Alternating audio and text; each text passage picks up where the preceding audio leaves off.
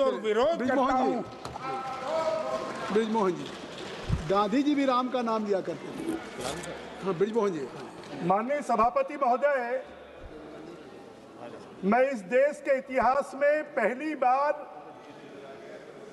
एक ऐसा बिल लाया गया है जो ग्रामीण अर्थव्यवस्था को ताकत देगा, जो ग्रामीण अर्थव्यवस्था को मजबूत बनाएगा, भारत के गांवों को स्वावलंबी बनाएगा, भारत के गांवों को बेरोजगारी से मुक्त करेगा, भारत के गांवों को साधन से युक्त करेगा, भारत के गांवों को सिंचाई से युक्त करेगा, भारत के गांवों को संसाधन से युक्त करेगा, भारत के गांवों में सड़क, पानी, बिजली ये मिलेगी, भारत के गांवों में जल संसाधन मजबूत होंगे, बाढ़, सूखा और भूकंप आने पर भारत के जो गांव हैं, अगर कोई ऐसी महामारी आएगी तो उसका सामना करने की शक्ति प्राप्त होगी।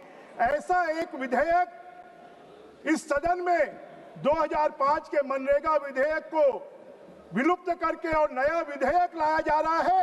मैं इसके लिए देश के प्रधानमंत्री जी को और ग्रामीण विकास मंत्री शिवराज सिंह चौहान जी को बहुत बहुत बधाई देता हूं, बहुत बहुत शुभकामनाएं देता हूं। माननीय सभापति महोदय, अभी माननीय जयप्रकाश जी बोल रहे थे, देखिए प्रभु राम जी अगर चाहते हैं, 500 साल तक प्रभु राम जी का मंदिर नहीं बना था, प्रभु राम जी ने जब चाहा तो राम जी का मंदिर बन गया। अब प्रभु राम जी चाहते हैं कि गांवों का विकास हो, प्रभु राम जी चाहते हैं कि विकसित भारत के साथ साथ में विकसित गांव बने, और इसके लिए प्रभु राम जी ने शायद शासन ने भी नहीं सोचा होगा। वी का मतलब है विकसित, बी का मतलब है भारत, जी का मतलब है गारंटी, और आर का मतलब है रोजगार, आजीविका का मतलब है आर, मिशन का मतलब है एम, जी राम जी बीबी, जी राम जी नाम अपने आप आ गया, इसको किसी को लाने की जरूरत नहीं पड़ी, और इसके लिए मैं प्रधानमंत्री जी को बधाई देता हूं। राम राज्य लाने के लिए इस देश में राम राज्य लाने के लिए, अरे हमारे गांव-गांव में लोग राम राज्य की कल्पना करते हैं, उसी राम राज्य को लाने के लिए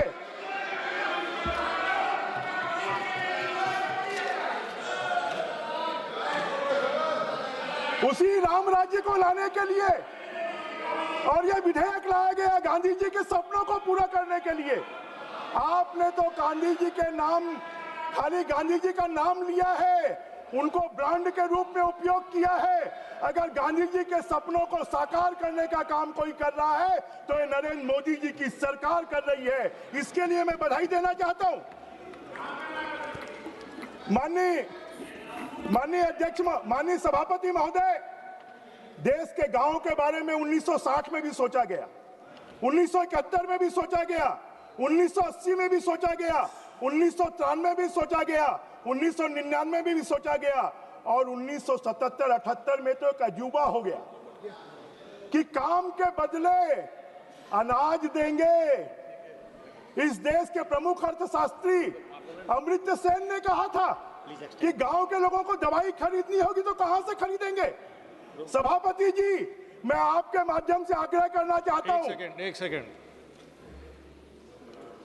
My request to the members of the House is that we will extend the time until 10 p.m. if everybody agrees. Please carry on. माननीय सभापति महोदय, मैं आपके माध्यम से जानकारी देना चाहता हूं। 1977-78 में इन्होंने एक बड़ा काम किया जिसको पूरे देश के लोगों ने आलोचना की कि काम के बदले अनाज देंगे। अमर्त्य सेन जो इस देश के बड़े अर्थशास्त्री हैं, उन्होंने कहा कि गांव के लोग दवाई के बदले क्या अनाज देंगे, उनको दवाइयां मिलेंगी, इलाज करवा पाएंगे। देश के आयोग ने कहा कि आप 1 रुपए के अनाज के पीछे 3 रुपए आप खर्चा कर रहे हैं, 2 रुपए उसके ट्रांसपोर्टेशन में खर्चा हो रहा है। इतनी अनीति करने वाले लोगों के साथ में अन्याय करने वाले लोग आज यहाँ पर खड़े होकर बात कर रहे हैं। मैं आपसे कहूंगा, माननीय अध्यक्ष महोदय कोटा से आते हैं, जरा अगले महीने की जो तनख्वाह है वो जरा कोटा की कचौड़ी के रूप में इनको दे दीजिए तो ज्यादा अच्छा होगा। और राहुल गांधी जी को तो हरियाणा की जलेबी पसंद है, उनकी तनख्वाह जलेबी के रूप में दे दीजिए। क्या आप इसको स्वीकार करेंगे क्या? जब आप इसको स्वीकार नहीं करेंगे तो आपने इतना घोर अन्याय क्यों किया था कि लोगों को काम के बदले अनाज देकर उनके रोजगार छीनने का काम किया था? उनके साथ में उनकी अर्थव्यवस्था को आपने ठप कर दिया था। आपके पॉइंट वाइज बोलिए, सुनना मत उनको। माननीय अध्यक्ष महोदय, मैं नरेगा में ही बात कर रहा हूं। माननीय अध्यक्ष महोदय, ये जो नरेगा है ये 100 दिन की जगह 125 दिन का रोजगार देगा। इसका क्या आप स्वागत नहीं करते? इसका क्या आप स्वागत नहीं करते हैं? माननीय अध्यक्ष, माननीय सभापति महोदय, ये आजीविका की सुरक्षा की गारंटी देगा। क्या आप इसका स्वागत नहीं करते हैं? क्या ये उनको अगर रोजगार नहीं मिलेगा 15 दिन के अंदर में उनको रोजगार देना पड़ेगा? अगर उनको रोजगार नहीं मिलेगा तो उनको बेरोजगार भत्ता देना पड़ेगा। क्या आप इसका स्वागत नहीं करते हैं? क्या विकसित ग्राम पंचायतों को बनाने का आप स्वागत नहीं करते हैं? माननीय सभापति महोदय, डिजिटल तकनीकी के माध्यम से शासन की जवाबदेही तय होगी। क्या आप इसका स्वागत नहीं करते हैं? माननीय सभापति महोदय, टिकाऊ परिसंपत्तियां बनेंगी। क्या आप इसका स्वागत नहीं करते हैं?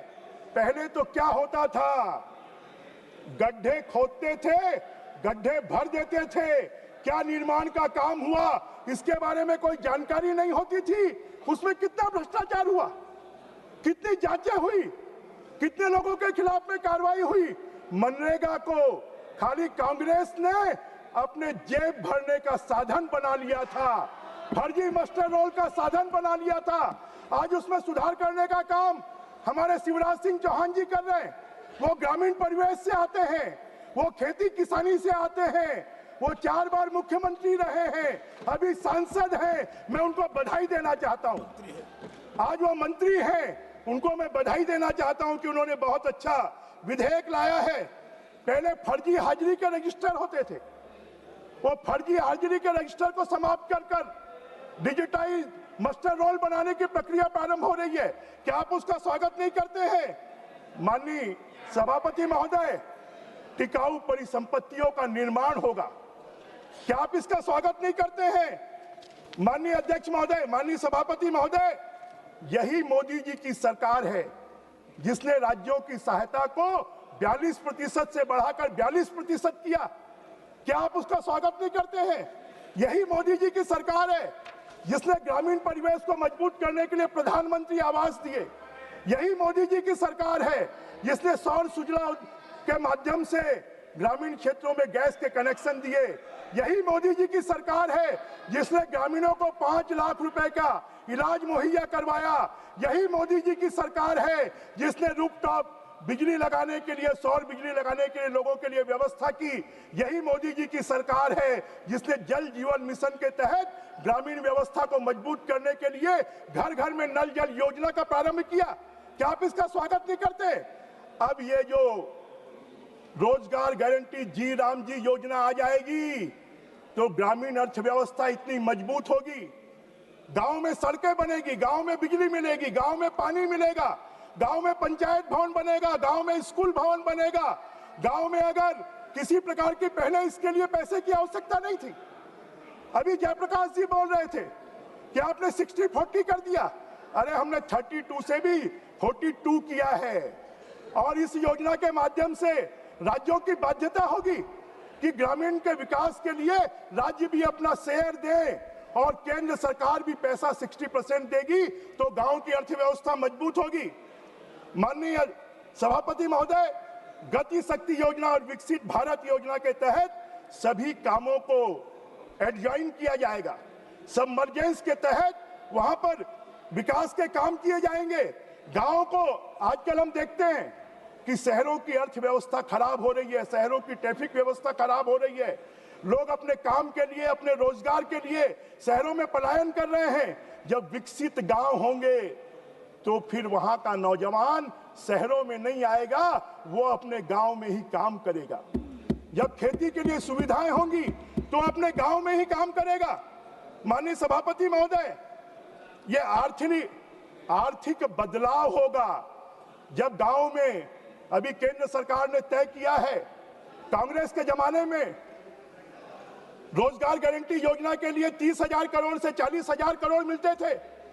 अभी मोदी जी की सरकार आने के बाद 60,000 करोड़ से लेकर 90,000 करोड़ तक मिल रहे हैं। अब आने वाले समय में 1.5 लाख करोड़ रुपए ग्रामीण अर्थव्यवस्था में खर्च होंगे। 1.5 लाख करोड़ रुपए। इन 1.5 लाख करोड़ रुपए के माध्यम से गांव का विकास होगा। माननीय सभापति महोदय, सबसे बड़ा काम, आपने कभी इसकी चिंता नहीं की। भारत के खाद्यान्न उत्पादन को बढ़ाने के लिए हमारे किसान परेशान होते थे कि खेती के समय पर उनको मजदूर नहीं मिलते थे। अब यह कर दिया कि राज्य सरकार 60 दिनों का समय खेती के लिए तय कर सकती है और उन खेती के दिनों में ये रोजगार गारंटी के काम नहीं खोले जाएंगे। खेती के लिए मजदूर मिलेंगे, हमारे खेती को प्रोत्साहन मिलेगा। इससे बड़ा क्या आप इसका स्वागत नहीं करते हैं? कितना बड़ा निर्णय हमारे ग्रामीण विकास मंत्री जी ने लिया है। माननीय अध्यक्ष महोदय, मैं आपके माध्यम से हमारे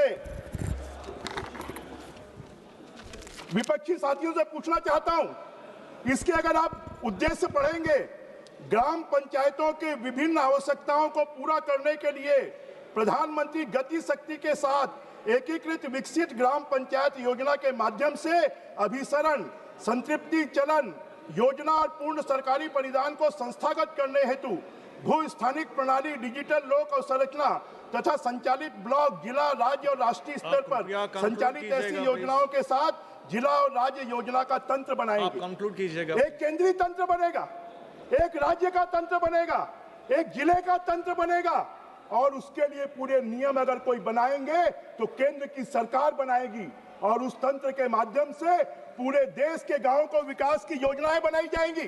धन्यवाद जी। माननीय सभापति जी, बस 3-4 मिनट लूंगा आपका।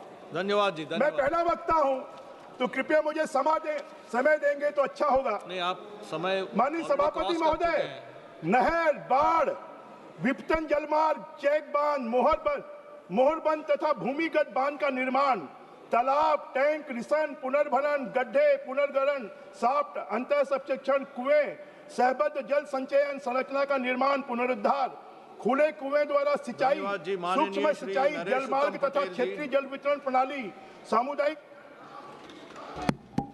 धन्यवाद मानवर। माननीय सभापति महोदय, मुझे विकसित भारत गारंटी और रोजगार। एक सेकेंड मैं समापन कर दूं। आप कंक्लूड कीजिए। माननीय सभापति महोदय, मैं इस जी राम जी विधेयक के लिए अन्य प्रधानमंत्री जी को, शिवराज सिंह चौहान जी को, कि उन्होंने एक ऐतिहासिक बिल लाया है और पूरे सनातन की भावना, पूरे हिंदुत्व की भावना कि जी राम जी का ऑटोमेटिक नाम उभर कर सामने आ गया। इसके माध्यम से जब जी राम जी का नाम लेंगे तो इसमें भ्रष्टाचार रुकेगा, इसमें गलत काम रुकेगा और जो गांव की अर्थव्यवस्था है वो मजबूत होगी। मैं प्रधानमंत्री जी को और शिवराज सिंह चौहान जी को धन्यवाद देते हुए आपने समय दिया, इसके लिए मैं आभार व्यक्त करता हूं। जय हिंद। और छत्तीसगढ़ का भी विकास तेजी से होगा क्योंकि छत्तीसगढ़ धन्यवाद माननीय सभापति महोदय। और वहां का सभापति महोदय, मुझे